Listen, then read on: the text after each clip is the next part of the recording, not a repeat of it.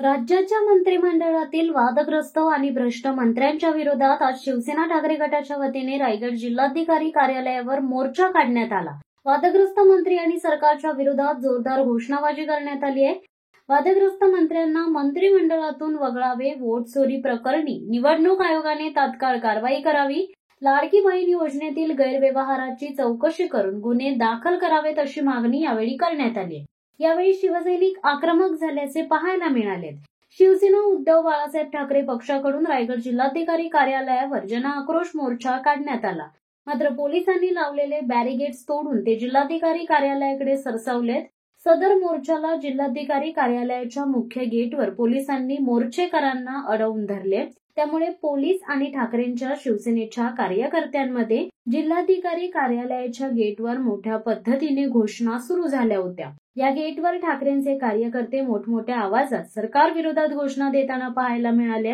अखेर पोलिसांनी शिवसेना उद्धव बाळासाहेब ठाकरे गटाच्या शिष्टमंडळाला कार्यालयात सोडल्याने जिल्हाधिकारी किशन जावळे यांना लेखी निवेदन देत आपला रोष व्यक्त केलाय। यावेळी उपनेते बबनदादा पाटील, रायगड जिल्हा संपर्क प्रमुख प्रसाद भोईर, शिवसेना जिल्हा प्रमुख रायगड शिरीषदादा घरत, माजी आमदार तथा उरण जिल्हा प्रमुख मनोहर शेठ भोईर, जिल्हा प्रमुख सुरेंद्रदादा म्हात्रे, उपजिल्हा प्रमुख भरत पाटील, विधानसभा समन्वयक प्रदीप ठाकूर, महानगर प्रमुख औचित राऊत, महानगर संघटक गुरुनाथ पाटील, तालुका प्रमुख संदीप तांडेल, सुनीत पाटील, शहर प्रमुख सदानंद शिर्के, शहर प्रमुख रामदास गोवारी, शहर प्रमुख प्रदीप केन्नी, शहर प्रमुख प्रवीण जाधव, अक्षय साळुंके, युवा सेना जिल्हाधिकारी पराग मोहिते, महिला आघाडी जिल्हा संघटिका दीपश्री पोटफोडे यांच्यासह शिवसेना पदाधिकारी, युवा सेना पदाधिकारी, महिला आघाडी मोठ्या संख्येने उपस्थित होते। भ्रष्ट मंत्री आपले रायगडचे पण आहेत, महाराष्ट्राचे पण आहेत।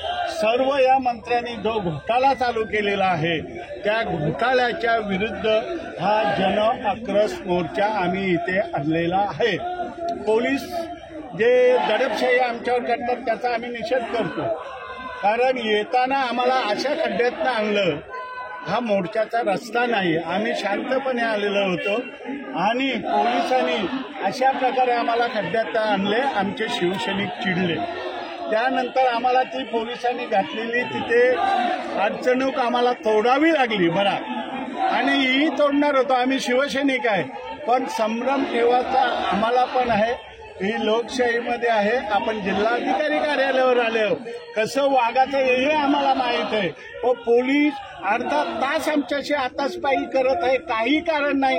आता काय झालं तुम्ही बघत आहात, आम्ही त्यांना तेच सांगत होतो, आम्हाला 10 लोकांना आत जाऊ दे, आम्ही आमच्या सैनिकांना थांबवतो, आमचे सैनिक आदेशाचे पालन करणार आहे।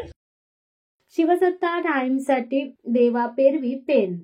दे धडक बेधडक वृत्त देणाऱ्या आपल्या शिवसत्ता टाइम्स न्यूज चॅनलला लाल बटन दाबून सबस्क्राईब करा आणि बेल आयकॉनला क्लिक करायला विसरू नका।